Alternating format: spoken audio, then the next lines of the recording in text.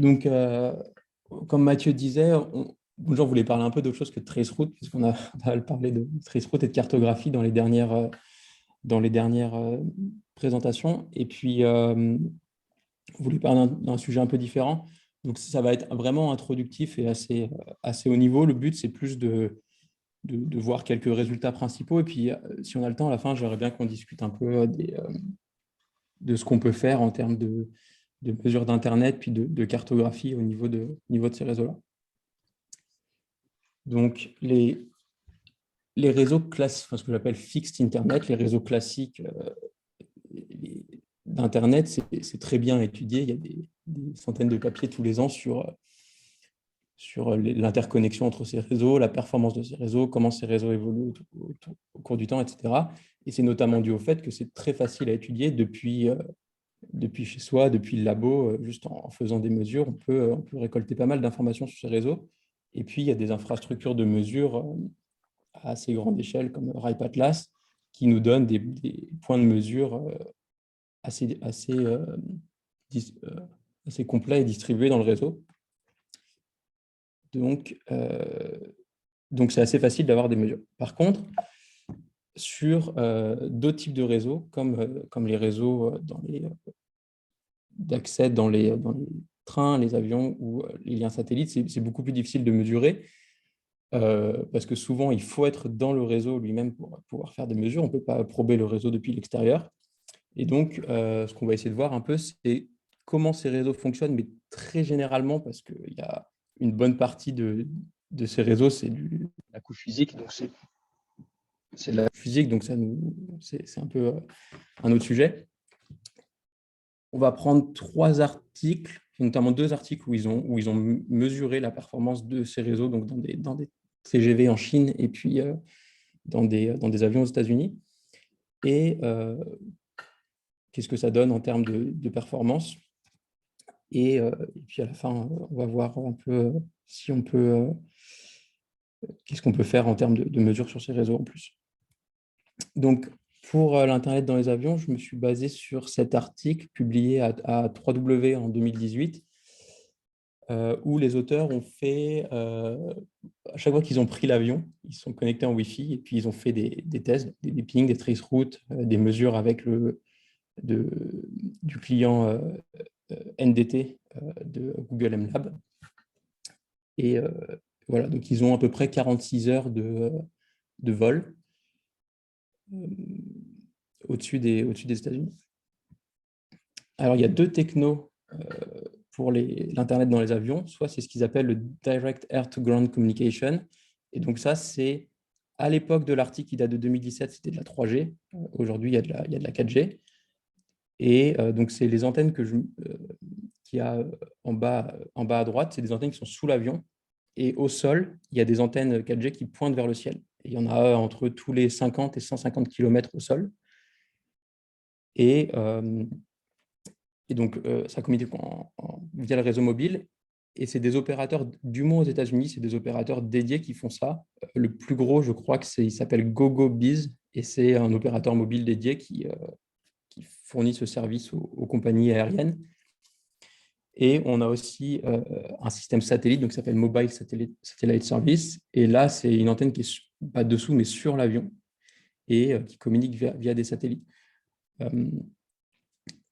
Le principal challenge, c'est au niveau satellite, c'est que les satellites bougent, l'avion bouge, et il faut aligner les antennes, et notamment quand il y a des turbulences, ça réduit drastiquement la qualité du lien radio. Donc il y a pas mal de problèmes à ce niveau-là. Et au niveau mobile, c'est un problème qui est plus marqué pour le train, on le verra après, mais des problèmes de handover, puisque l'avion se déplace à 10 000 km/h. Donc, il faut de temps en temps changer d'antenne, même si au niveau de l'avion, ça va. Mais donc, on verra dans le train, il faut changer d'antenne très souvent, donc ça peut poser des problèmes. Au niveau des mesures, donc ils ont fait plusieurs types de mesures. D'abord, ils ont fait des pings. Et alors, ils ont classifier la technologie suivant les pings. En gros, quand ils étaient dans l'avion, ils ne savaient pas quelle technologie était utilisée par la compagnie, ou du moins l'avion dans lequel ils étaient. Et en fait, ils ont observé une distribution bimodale avec soit un délai autour de 250 millisecondes, soit un délai autour de 750 millisecondes. Donc, ils ont dit quand c'est au-dessus de 500 millisecondes, c'est du satellite, et en dessous, c'est du réseau mobile. Et donc, la première différence, c'est qu'en 4G, ou du moins en 3G, le délai est beaucoup, beaucoup plus faible qu'en satellite, ce qui est logique, puisque la distance à parcourir est plus faible. Et le packet loss également est plus faible. Donc, il y a moins de délai est plus faible, et il y a moins de pertes de paquets. Donc, ça, c'est assez classique, et le résultat auquel on pourrait s'attendre. Par contre, en termes de débit, c'est un peu différent en réseau mobile. Le débit est assez relativement faible, c'est une centaine de kilobits par seconde en téléchargement, mais il est assez relativement constant. Il est entre 100 et 1000 kilobits seconde. Le satellite fournit dans de rares cas, dans les bons cas, très bon débit jusqu'à 10 mégabits seconde, mais et il peut aussi être bien plus mauvais. Donc c'est le principal takeaway ici.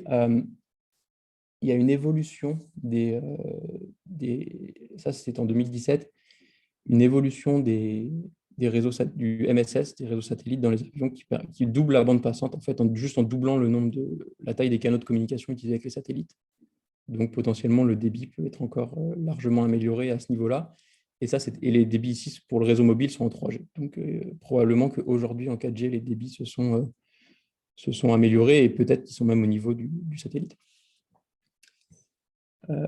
En termes donc, si on regarde juste les chiffres de latence ou de bande passante, paraît tout à fait raisonnable, étant donné les conditions. Par contre, ça a un impact énorme au niveau applicatif, et notamment le temps de chargement des pages web, qui est de l'ordre de 10 à 30 secondes suivant la technologie utilisée en moyenne, ce qui est très, très mauvais.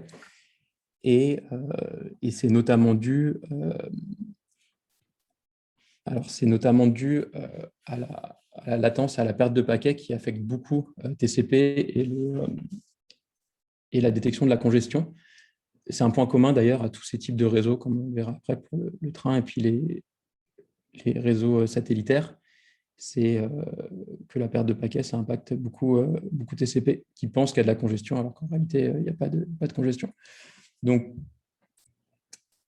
une des conclusions de cet article, c'était de dire, dans les prochaines années, les évolutions, ça va être des évolutions qui vont chercher à augmenter le débit et la bande passante des liens radio, que ce soit satellitaires ou mobiles, mais qu'en réalité, ce n'est pas ça le problème. Ils font des simulations, donc en local, un simulateur réseau, où pour paramètres, ils prennent en compte la perte de paquets, la bande passante, la latence, etc. Et ils montrent que si on doublait le débit, on réduirait de seulement 1,6% le temps de chargement des pages. Donc, c'est rien, en plus sur des temps qui sont déjà très grands de base, et qu'on aurait tout intérêt à réduire la latence et la perte de paquets, puisque si pour les réseaux mobiles, on divisait par 2 la latence, on réduirait de 88% le temps de chargement des pages. Donc, c'est pas forcément intéressant de se focus sur l'amélioration de la bande passante, mais plutôt soit sur améliorer le lien radio, soit sur des protocoles plus robustes à la perte de paquets.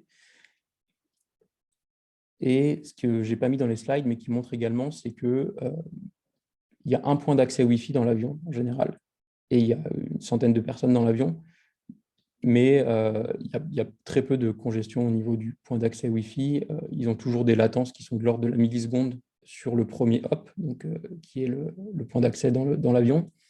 Et il y a également du caching, à la fois DNS et HTTP, ce qui est assez rare vu que le trafic est chiffré, mais il y a un peu de caching qui est mis en place dans l'avion pour améliorer la situation. Alors ensuite, on a les réseaux dans les, dans les trains. Donc, je me suis basé sur un article qui a été publié à Mobicom en 2019, où il s'intéresse surtout à la performance de TCP, donc pas tant à la couche 3, mais plutôt au-dessus. Il y a il y a un principal problème en réalité dans le Internet, dans le high speed rail, donc dans le train à grande vitesse, c'est que le train se déplace très vite. Donc il y a un problème au niveau de la couche physique, c'est que plus on va vite, si on se quand on est en mouvement par rapport à une antenne, il y a l'effet Doppler qui déforme le signal. Du coup, on perd le ratio signal à bruit diminue et on perd en qualité au niveau du lien radio. Et également, la fréquence des changements d'antenne, donc le handover, à 300 km/h, c'est toutes les 13 secondes, et à 350 km/h, c'est toutes les 8 secondes. Ça, c'est les chiffres qui donnent sur leurs mesures en Chine, sur la ligne Beijing-Shanghai. Mais j'ai regardé, ça a l'air de matcher à peu près les chiffres en France pour le TGV, puisque Paris-Rennes, ça dure 1h20, et la SNCF dit et Orange, qu'ils ont installé 300 antennes le long de la ligne. Donc ça correspond à peu près à un changement toutes les 15 secondes. Et le TGV va à 300 km/h. Donc ça correspond à peu près au même chiffre qu'on a en France. C'est la technologie qui a l'air dominante, les liens, la 4G pour les trains. À une époque, la SNCF, en 2010, avait essayé du satellite et également du Wi-Fi, en mettant des antennes Wi-Fi le long des rails. Ça ne fonctionnait pas très bien. Donc aujourd'hui, c'est de la 4G. Au niveau des handovers, donc des changements d'antenne, il y a la façon dont ça fonctionne très grossièrement, parce que c'est assez complexe, c'est quand le portable, ou en l'occurrence ici le point d'accès 4G qui est dans le train, transmet régulièrement à l'antenne des informations sur la qualité du signal qu'il reçoit des autres antennes. Et au bout d'un moment, l'antenne auquel il est couramment connecté va lui dire OK, tu changes d'antenne et tu vas aller te connecter à telle autre antenne. Et au niveau du réseau de l'opérateur, il y a un transfert des tunnels réseau qui est effectué pour transférer l'IP de l'utilisateur, etc. Et dans le cas où tout se passe bien, il n'y a en théorie pas de délai additionnel et il n'y a aucune perte de données. Donc les données qui étaient en train d'être transférées, elles sont transférées à la nouvelle antenne au moment où le portable se connecte et il n'y a aucune perte. Donc c'est le cas idéal, ça va rapidement et ça n'impacte pas le trafic réseau. Ensuite, ce qui peut se passer, c'est que le deuxième cas, c'est si la connexion réseau est mauvaise, le côté opérateur, le changement d'antenne va être effectué, mais le point d'accès ne va jamais recevoir la demande le signal qui lui dit maintenant, il faut que tu changes d'antenne. Donc, les données ont bien été transférées à la nouvelle antenne, mais le changement effectif d'antenne au niveau du point d'accès va s'effectuer que quand il aura complètement perdu le lien radio avec l'antenne auquel il était connecté avant. Donc, ça peut prendre 1 ou 2 secondes. Donc, il n'y a pas de perte de données. Par contre, en 2 secondes, il y a une pause dans le trafic. Et le pire cas, c'est si jamais il n'y a aucun transfert d'antenne qui a été fait au niveau du réseau de l'opérateur. Dans ce cas-là, le point d'accès est complètement déconnecté et il va se reconnecter à la nouvelle antenne, mais en recommençant toute la procédure de connexion complète, en réétablissant les tunnels dans le réseau de l'opérateur. Et ça, c'est beaucoup plus coûteux. Il y a une perte de données et donc, notamment au niveau de TCP, il y a des paquets qui vont être renvoyés. Donc, c'est le pire cas. Ils font des mesures à 200, 300 et 350 km/h. Ils comparent la bande passante et puis le différents types de handover qu'ils ont. Donc, bon, sans surprise, plus on va vite, plus les handovers de type 2 et 3 sont courants. Et également, ils regardent le débit dans les périodes sans handover, donc c'est-à-dire dans les 10 secondes où il n'y a pas de handover à chaque fois entre les changements d'antenne, ils regardent le débit. Et au-dessus de 300 km/h, ça se dégrade très fortement. En gros, entre 0 et 200, on est entre 10 et 14 mégabits seconde. 300, on est toujours à 9 mégabits seconde, et 350 km/h, on est à 3 mégabits seconde. dans le standard 4G, ils disent que ça doit fonctionner jusqu'à 300 km/h, mais qu'il n'y a pas de garantie de la qualité de service à cette vitesse-là. A priori, je ne suis pas très familier avec le sujet, mais il y a un standard qui s'appelle LTE-R, LTE Rail, et dont le but, ce serait de, je ne sais pas s'il est déployé, en tout cas, c'était une discussion dans les fins des années 2010, 2020, pour améliorer la qualité du signal au-dessus de 300 km/h.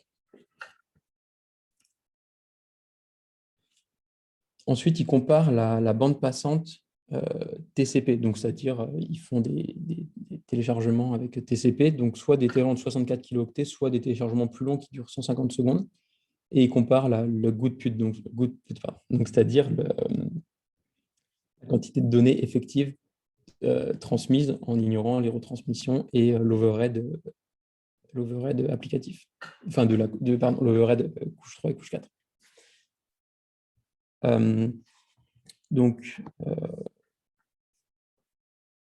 Donc, c'est la même conclusion que pour le délai, c'est qu'au-dessus de 300 km/h, on dégrade assez fortement la bande passante.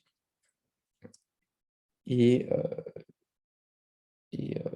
voilà. Donc, qu'est-ce que je voulais dire? On dégrade la bande passante. Et par rapport... j'ai oublié, mais voilà, c'est un peu la même conclusion. Ensuite, il compare le RTT. Alors, c'est le RTT au niveau TCP. Ce n'est pas des pings qu'ils font. Sachant que ce que je n'ai pas dit là, mais c'est un point que je veux aborder à la fin, sur la difficulté de mesurer ces réseaux. Donc, c'est comme pour les avions, ici, ils sont allés dans le train avec leurs ordinateurs et leurs téléphones, ils sont connectés en Wi-Fi, ils ont fait des mesures, mais également, ils ont eu accès via la compagnie des voies ferrées chinoise au point d'accès dans le train et ils ont sniffé de façon passive le trafic pour faire des mesures. Donc, c'est une solution intéressante, mais encore une fois, qui n'est pas accessible à tout le monde pour faire des mesures. Donc voilà, le RTT n'est pas incroyable non plus. Il y a des latences qui sont assez élevées. Par contre, le taux de perte de paquets est beaucoup plus faible que pour les avions, avec 10% de perte de paquets au maximum, alors que c'était beaucoup plus élevé dans le cas des avions. Et puis ensuite, il y a Internet dans les satellites. Alors Mathieu va en parler, je pense. Ouais. Alors, tu me dis juste quand tu veux que je change de slide. Pas de souci. Donc alors pour on va dire ce chapitre de la présentation, on s'est basé sur un papier de IMC 2020 qui est très très récent, qui en fait ne parle pas, ne parle pas du fonctionnement de Internet par satellite en tant que tel, mais qui présente la contribution principale. En fait, c'est un simulateur qui permet donc de simuler les réseaux satellitaires. Mais alors, il faut bien faire la distinction. Il y a un petit peu deux technologies. Il y a, on va dire, les réseaux, la communication par satellite, on va dire, un peu conventionnelle, celle qui existe depuis plus ou moins la création d'Internet, qui, en fait, où on utilise des satellites, je pense, surtout géostationnaires, donc assez éloignés de la Terre. Je crois que c'est 35 000 km. 36 000 km. 36 000 km. Et donc qui reste stationnaire comparé à la Terre, relativement à la Terre. Et là, c'est pas de ça dont on va réellement parler. On va plutôt parler on va dire, d'une technologie plutôt émergente ces dernières années, qui est les orbites qui sont très proches de la Terre. Donc, ils appellent ça Low Earth Orbit, et qui est en fait exactement la technologie de Starlink, par exemple de SpaceX, qui est assez, on entend pas mal parler en ce moment parce qu'ils déploient beaucoup de satellites très rapidement. Et donc voilà, et donc là, ce papier, ça parle de simulation, mais donc du coup, ça permet de comprendre, moi, ça m'a permis de comprendre beaucoup de choses par rapport à ça, ou pour le coup, je suis absolument pas expert sur le sujet. Donc vas-y, Ouais. si on passe à la suite. Donc, en fait, ils vont comparer, donc ils vont utiliser, pour présenter leur simulateur, ils vont comparer trois systèmes, du coup, qui est en train d'être mis en place aujourd'hui. Donc, comme je disais, celui de Starlink, de SpaceX, qui est un projet vraiment très ambitieux, puisqu'il pense pouvoir envoyer, alors dans les prochaines années, c'est pas encore sûr du temps, mais des dizaines de milliers de satellites en orbite. Et donc, dans cette orbite très, très proche, qui est aux alentours entre, on va dire, 500 et 3500 kilomètres. Je vérifie pour le 3500, mais Et pour ajouter, leur prévision initiale, c'était une centaine de milliers de clients et ils ont récemment demandé à la fin de l'année dernière l'autorisation pour avoir 5 millions de clients dans l'année qui vient ou dans les années qui viennent. Donc, potentiellement, c'est quelque chose qui va être beaucoup plus courant que les accès satellitaires qui sont déjà déployés dans certains cas aujourd'hui. Et à tel point que si ça devient vraiment courant dans des parties du monde, dans certaines parties du monde, plus que les réseaux dont on a parlé avant, le train et l'avion, je pense que ça va avoir un vrai impact sur la mesure d'Internet, dans le sens où potentiellement ça risque d'être des réseaux soit boîte noire, où on va voir un routeur à l'entrée et un routeur à la sortie du réseau et pas grand-chose dans ce qui se passera au milieu, ou pas, à voir. Mais je pense que c'est potentiellement, si c'est une techno qui se développe, ça va avoir un impact sur la façon dont on fait des mesures d'Internet. absolument.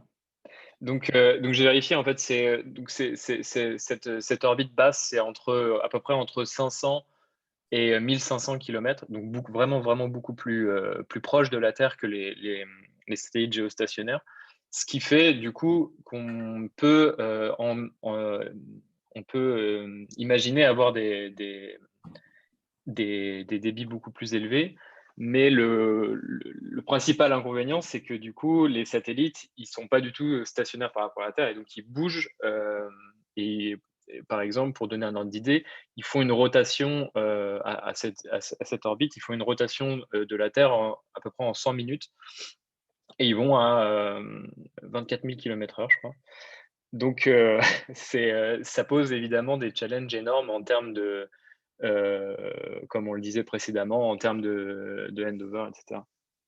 Donc là, pour revenir, ils font des simulations se basant sur trois architectures. Ils n'ont pas les détails privés, on va dire, de chacune des architectures. Ils se basent sur ce que disent les compagnies, la FCC, la commission qui gère, on va dire, ces projets. Donc il y a Starlink de SpaceX, Kuiper de Amazon et Telesat. Et là, on voit que je parle de shells. En fait, une shell, c'est globalement une couverture satellitaire à une Altitude. altitude, voilà, une altitude donnée. Donc, par exemple, pour Starlink, ils envisagent de faire, on va dire, 5 shells à différentes altitudes.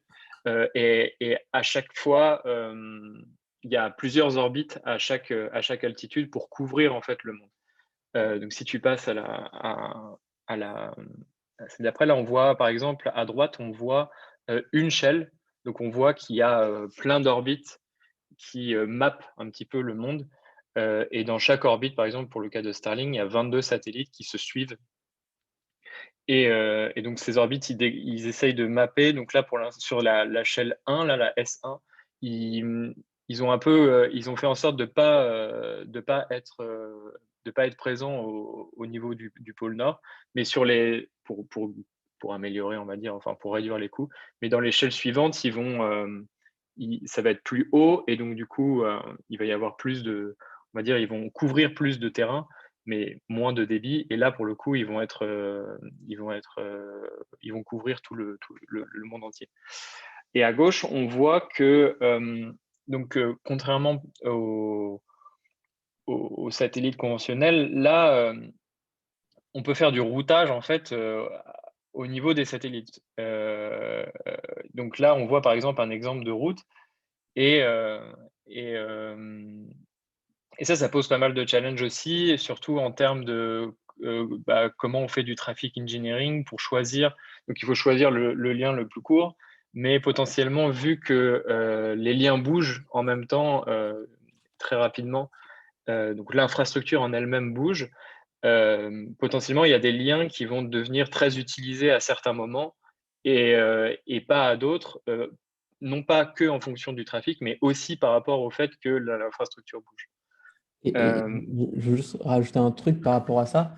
Euh, c'est effectivement, il y a un challenge qui est lié pour les trois types d'accès qu'on a parlé, qui est lié à la mobilité et à la vitesse.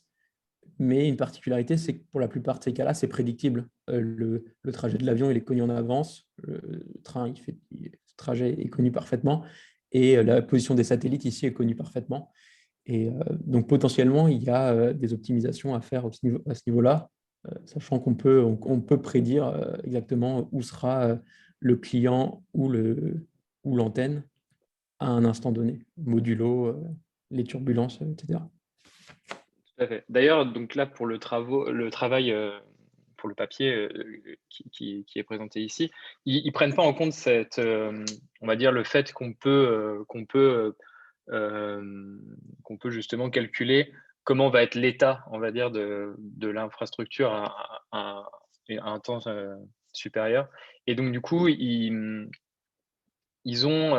présentent le problème de RTT qui fait que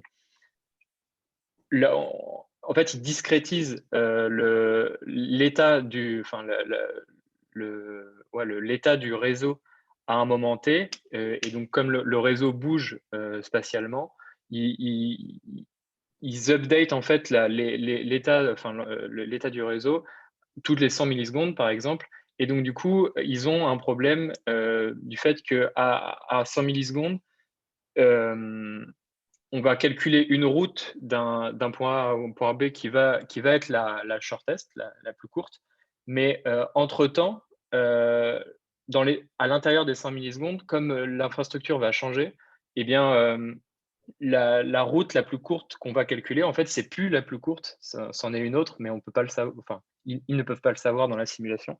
Et donc, du coup, ça va faire en fait des RTT en temps de scie, qui fait que alors là, il n'y a pas le RTT, mais globalement, ça va faire des dents de scie qui fait que le RTT va augmenter alors qu'il n'y a pas de problème enfin, c'est pas un problème de trafic et de bottleneck, c'est juste le fait que le calcul du chemin le plus court n'est plus le bon. Donc, je pense que ça peut être résolu ultérieurement en faisant des calculs supplémentaires. Mais là, pour le coup, il le présente pas dans le papier. Et ce problème de RTT, globalement, si on voit sur le schéma de droite, il peut être problématique sur l'adaptabilité des algorithmes de congestion de TCP. Par exemple, si pour le cas de Vegas, à droite, on voit qu'il s'effondre en termes de bande passante parce que il va calculer la congestion en fonction du délai. Et donc là, en fait, vu qu'il y a des délais qui sont un petit peu créés à partir de rien, qui n'a pas du tout été pris en compte, évidemment, dans la création de l'algorithme de Vegas à l'époque, et ben, Vegas va croire qu'il y a de la congestion alors qu'en fait, il n'y en a pas.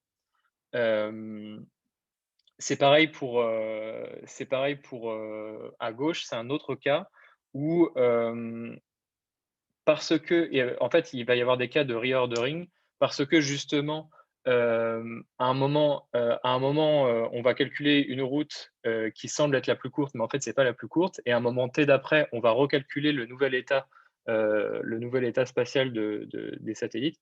Et on va du coup recalculer une route plus courte pour les paquets suivants.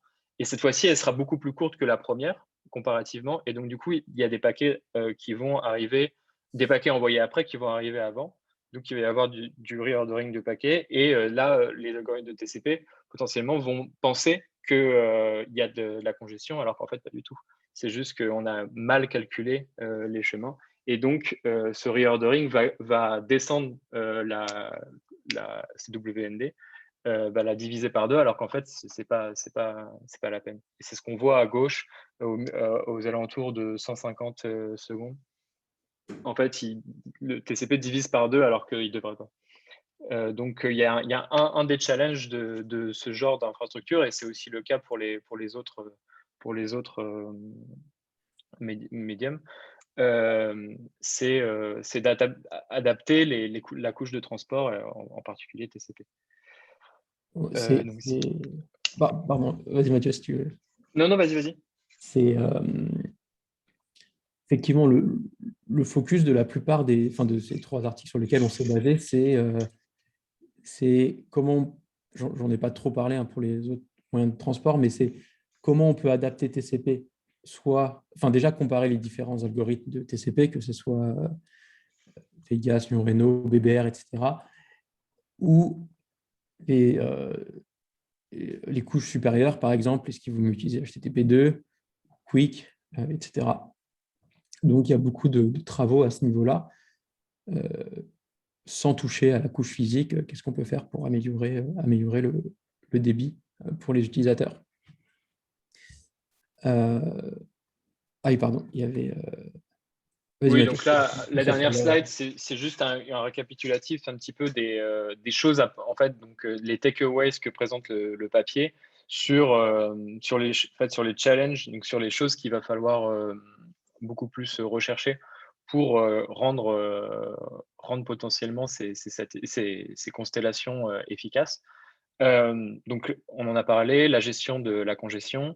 Aussi, l'autre problème, c'est que potentiellement, on va avoir des RTT maximum qui vont être beaucoup, beaucoup plus élevés. Et donc, des différences entre max RTT et mini RTT qui vont être beaucoup plus élevées que dans des réseaux terrestres, j'ai envie de dire.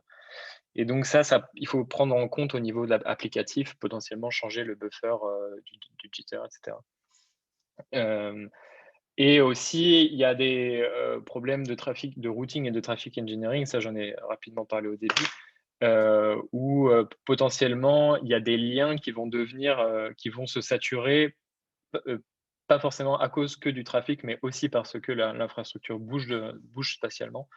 Et potentiellement, il va falloir choisir des liens qui vont être moins utilisés à un moment T précis parce que l'infrastructure bouge. Et donc ça aussi, ça demande des recherches supplémentaires. Ouais, pardon. Ok, du coup, donc moi, quand je disais, ces articles se focusent pas mal sur les mesures de performance, mais un de nos centres d'intérêt, c'est aussi la topologie puis la cartographie d'Internet. Et la question, c'est qu'est-ce qu'on peut voir de ces réseaux un peu depuis l'extérieur, ou même depuis l'intérieur. Donc, dans les mesures qu'ils ont fait dans les avions, sans surprise, c'est un peu des tunnels de partout. Et en fait, il y a un hop, c'est le point d'accès dans l'avion, et puis 2 ou 3 hops derrière, c'est un routeur sur Internet dans le réseau de cœur du fournisseur mobile. Donc, on voit pas grand-chose. Au niveau de Starlink, ils ont très peu d'adresses IP de façon surprenante. Ils ont 1/24 en IPv4, en IPv6, ils ont 2/48, et en IPv4, ils annoncent 1/24 et 1/23 dans leur AS, donc l'AS 145.93. Et on a dans notre jeu de données de traceroute, on s'est rendu compte qu'on avait découvert des adresses IP de Starlink. Et en fait, quand on regarde le reverse DNS de leurs IP, donc on voit donc j'imagine Seattle, et CGNAT, donc ce qui veut très sûrement dire Carrier Grade NAT. Donc probablement, ça veut dire que ces réseaux-là, ce qui est cohérent vu qu'ils ont que 700 IPv4, probablement que ils font du NAT en entrée du réseau, et qu'en IPv4, on verra rien du tout dans leur réseau. En IPv6, on ne va pas plus loin, mais peut-être juste qu'ils n'ont pas de client IPv6, donc ce n'est pas routé plus loin que le routeur d'entrée de leur réseau. Peut-être espoir qu'on voit plus. J'ai souvenir j'avais fait un stage dans une entreprise où ils avaient des accès réseau satellite, et j'avais souvenir qu'on voyait publiquement sur Internet des liens satellites, dans le sens où, enfin, je savais que c'était un lien satellite, mais quand on faisait des traceroutes, ça se voyait, puisqu'on voyait un certain délai jusqu'à la station de base. Et ensuite, le next hop avait un délai beaucoup plus important, supérieur de 300 à 400 millisecondes. Donc, sur Internet, on observait des liens satellites. Mais là, il y a de grandes chances qu'au final, on voit pas grand-chose. Donc, je ne suis pas sûr que ce soit vraiment un problème pour les réseaux dans les trains ou les avions. De toute façon, c'est des réseaux mobiles qui bougent, donc pas forcément d'intérêt à cartographier les utilisateurs dans le réseau. Si on peut si on peut identifier des adresses IP et dire ça, c'est une station de base, ou ça, mais je pense que dans les réseaux mobiles, on ne voit pas grand-chose, malheureusement. C'est un peu des boîtes noires aussi. Mais je pense que c'est plus un problème au niveau des liens satellites, surtout s'ils ont des dizaines de millions de clients dans les années futures. Ça fait une bonne partie du réseau qui sera une grosse boîte noire dans laquelle on ne verra rien. Alors, je me disais, au niveau des techniques de mesure pour obtenir des mesures dans ces réseaux-là, sans forcément y être, je pensais notamment à des mesures basées sur les publicités, les ad-based measurement, où en gros, quand l'utilisateur charge une pub, ça remonte des informations de délai, par exemple, à la personne qui a créé la publicité et qui a inséré du code dans la publicité. Donc, ça peut être une technique potentiellement pour, euh, pour récolter des informations sans être physiquement dans le réseau. Mais sinon, j'ai pas forcément d'autres idées et c'est ouvert à discussion. Voilà, donc merci pour votre attention. On est moins rentré en détail dans les articles que les fois précédentes où on avait pris un article et on l'avait vraiment creusé. Le but, là, c'était plus d'un peu une introduction au sujet et puis d'en discuter. Donc voilà, merci. Puis si vous avez des remarques ou des questions, on y répondra.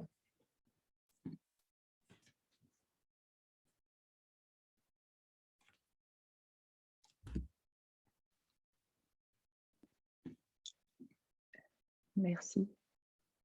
Moi, j'ai bien aimé votre présentation. Je me suis un peu intéressée, moi, à l'article Léo Hypatia. Ouais. Et une des questions que j'avais quand je lisais l'article, ça fait un petit temps, donc mes souvenirs sont peut-être plus corrects ou tronqués. Est-ce que moi, je me demandais comment ils gèrent les pannes, parce que je suppose que ces équipements, à un moment donné, ils tombent en panne, et j'avais l'impression que le routage, il était prédictif, un peu comme vous l'avez dit. On sait exactement, on connaît la position des satellites à n'importe quel moment, et on sait comment sont orientées les antennes, donc on prédit le chemin à un instant T. Mais le problème, c'est comment est-ce qu'ils font s'il y a des équipements qui tombent en panne? Est-ce que c'est prévu? Est-ce que vous avez lu quelque chose là-dessus? Alors non, c'est vrai que c'est une très bonne question. Alors le seul truc que je sais, c'est que les satellites, alors pour le coup, ils ont une durée de vie assez courte. Ce que j'ai lu, c'est que les satellites, ils avaient une durée de vie de 4 à 5 ans. Et ensuite, parce que donc comme ils sont assez proches de la Terre, ils sont très attirés par la Terre. Et donc du coup, ils ont un système pour les garder dans la bonne orbite. Néanmoins, je pense qu'au bout d'un moment, ils ont plus trop de jus, quoi. Donc, il arrive, on va dire à la fin. Donc, je pense qu'ils ont un peu calculé quand est-ce qu'ils allaient avoir des pannes potentiellement avec une probabilité. Et du coup, il retombe en fait. Il arrête de se remettre à niveau de l'orbite et il va rapidement tomber en fait dans l'atmosphère et brûler. Donc après, je sais pas, mais évidemment, ça suffit pas comme réponse. Je sais pas du tout comment ils gèrent des pannes. D'ailleurs, c'est un peu Plus que ça. tangent. Alors ça répond pas à ta question, Christelle, mais par rapport à ce que tu disais, Mathieu, euh, pendant longtemps, les satellites en orbite basse, c'était réservé, pas réservé, mais c'était surtout des applications militaires ou ou de renseignement qui utilisaient ces orbites-là pour être plus près de la Terre et voir mieux, par exemple, parce que ça coûtait très cher. En fait, le satellite, il durait pas longtemps. Donc tu n'avais pas trop intérêt à faire ça pour des applications commerciales. Mais finalement, vu que maintenant, c'est avec ces petits satellites, c'est beaucoup moins cher à déployer. Et puis qu'ils ont, pour le coup, SpaceX, ça leur coûte pas très cher d'envoyer des satellites dans l'espace. Ils peuvent se permettre d'avoir des satellites avec des durées de vie beaucoup plus courtes. Et un point également, j'y pense, que Mathieu n'a pas dit, mais qu'on discutait, c'est la latence, dans certains cas, avec Starlink, quand ça fonctionnera bien, peut être plus faible que de passer sur Terre, puisque Ouais. les liens sont en ligne droite. Donc, une fois qu'on a dépassé la latence minimale des 500 km avec le satellite, euh, je ne sais plus la distance minimale sur Terre, mais tu disais qu'au bout d'une certaine C'est distance, ça. c'était plus rapide de passer par le satellite en termes de latence que Je- par je- des fibres optiques. Ouais, j'allais le dire, en fait, donc dans leur calcul, enfin, dans le papier, ils ont calculé ça et ils disent qu'au-delà de 500 km de distance entre la source et la destination, globalement, euh, à terme, ce sera plus efficace de passer par ce genre de réseau, parce qu'une fois qu'on a payé le prix de monter et de descendre, qui est relativement faible puisque ben, les débits montants et descendants sont rapides parce qu'il y a globalement, enfin, relativement petite distance. Et que Euh, la vitesse de et, propagation aussi de et la voilà, lumière la vitesse de... dans le vide, elle est un tiers plus rapide que dans le verre. Donc, C'est ça. Et il y a moins de latence de base. donc, au lieu d'avoir 2/3 de C dans une fibre qui potentiellement en plus fait quelques détours et passe plusieurs routeurs, et ben, là, on monte et puis ensuite, on a des vitesses très rapides entre les satellites et ensuite, on a juste à redescendre. Donc, peut-être qu'à terme, on pourrait imaginer, et c'est ça qui peut beaucoup impacter peut-être la mesure d'Internet, c'est que peut-être que d'ici, si ça se trouve, 10 ou 20 ans, on aura peut-être le choix entre passer par la fibre terrestre si la distance est plutôt courte et par du satellite si la distance est plutôt longue. Peut-être. Une Ouais. autre, Vas-y, vas-y. peut-être une autre question, c'est si on s'attache à la mesure, je suppose qu'il faut trouver des points d'entrée dans ce réseau. Ouais. Est-ce qu'on connaît la liste des stations terrestres, donc les ground stations, est-ce qu'elle est connue, cette liste? Alors, j'avais vu il n'y a pas longtemps, mais j'avais vu une carte il n'y a pas longtemps. Donc, je crois que oui. Pour Starlink. C'est peut-être qu'effectivement, même si c'est des réseaux qui apparaissent pas dans les traceroutes, mais que par contre, on était capable d'avoir au minimum une mesure à l'entrée du réseau puis une mesure à la sortie, on pourrait peut-être imaginer déduire le nombre de satellites, par exemple, de la latence ou des choses comme ça, vu que les distances entre les satellites sont connues. On pourrait dire, bon, bah là, on voit que 2 hops dans le traceroute. Par contre, en dessous, on sait qu'on a eu 5 satellites, 10 satellites, etc. Et peut-être, comme tu disais, si on connaît en plus la position des stations de base, on peut inférer le chemin qui a été pris dans l'espace à ce niveau-là. Peut-être en tout cas, on pourrait essayer de voir quelles sont les zones géographiques où on a potentiellement Ouais, des utilisateurs qui vont utiliser ces réseaux. ouais, aussi, c'est vrai. Je ne retrouve pas là instantanément ce que j'avais lu, mais je crois que ça doit être connu. Notamment parce que je pense que ça doit être des données publiques qui doivent donner à la FCC. Là. Donc oui, ça peut être intéressant. Et Après, peut-être qu'avec effectivement le reverse DNS, etc., on peut peut-être les voir dans nos datasets. en espérant qu'elles aient géolocaliser. des IP publics. Quoi. Ouais. Le cas GreyNat, ce n'était pas très encourageant. Ouais. Mais donc, j'étais surpris qu'ils aient si peu d'adresses IP, qu'ils aient que 700 adresses IP, sachant qu'ils ont ils ont eu 700 000 demandes pour la version bêta. Donc, ça veut dire qu'ils font du NAT à une échelle assez importante. Ou peut-être qu'ils ont un autre système autonome dans lequel ils adressent leurs clients, je ne sais pas. Ça me paraissait très peu le nombre d'IPv4 qu'ils avaient. Ah, j'ai retrouvé. Donc ici, en fait, ici là, je vous donne un lien sur sur le chat, où on voit les satellites et on voit avec le petit logo de Ah oui. de Wi-Fi, on voit les base stations. Donc là, on voit par exemple, apparemment, il y en a une en France. Et il y en a beaucoup aux États-Unis, bien évidemment. Il y a l'air d'en avoir une aussi. Est-ce que tous les satellites collés, c'est ceux qui viennent d'être lancés, non? Peut-être, ouais, je sais pas. Ouais, c'est vrai qu'il y a des grandes lignes, on voit. Je suppose qu'il les lance, on voit dans les images, il les lance par traînée. Et puis ensuite, alors je ne sais pas si du coup ça crée une orbite, par exemple, de 22 satellites, ou si il bouge avec des petits moteurs pour atteindre un point bien précis. Je ne sais pas exactement comment ils font. Sachant qu'ils le disent bien dans le papier, qu'ils ont pris que les données publiques qu'ils pouvaient recueillir sur chacune des constellations. Et il y avait beaucoup de choses qu'ils ne connaissaient pas. Effectivement, les positions précises alors pas au niveau réseau, mais au niveau géographique des antennes sur Terre, elles sont connues, quoi. Donc, c'est bien. Merci. Je vais peut-être laisser d'autres personnes poser des questions.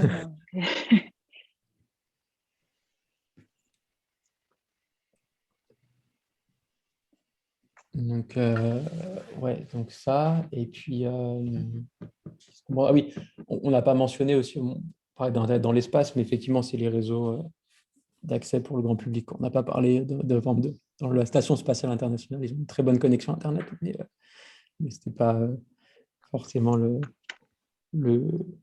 but. Même si ce serait bien d'avoir une sonde Ripe Atlas dans la Station spatiale internationale. Moi, je veux bien monter pour l'installer alors, je vais bien me dévouer si vous voulez.